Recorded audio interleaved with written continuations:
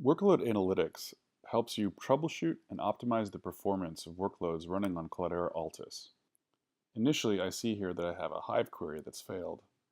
And if I move over to the Analytics tab, I can now start with the root cause analysis. In this case, I had an error in my SQL by referencing a column that didn't exist in a table. Workload analytics also supports Spark, and the exception in this case tells me that I asked for too much memory.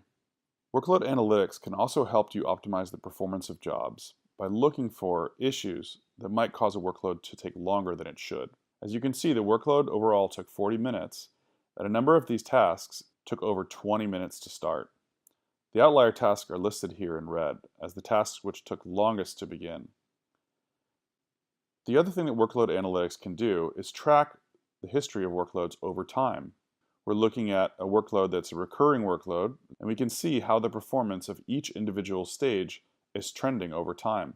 Workload analytics also automatically detects abnormal behavior with recurring workloads, including workloads that might be too slow or too fast. Drilling down into the metrics for this workload, what we can see is that the amount of data read is much less than normal.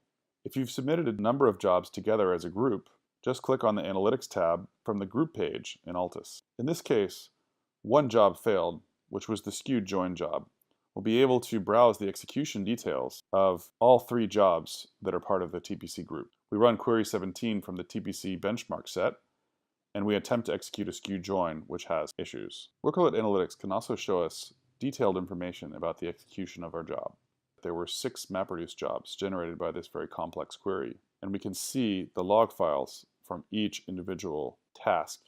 These logs and metrics are available even when the cluster is no longer running.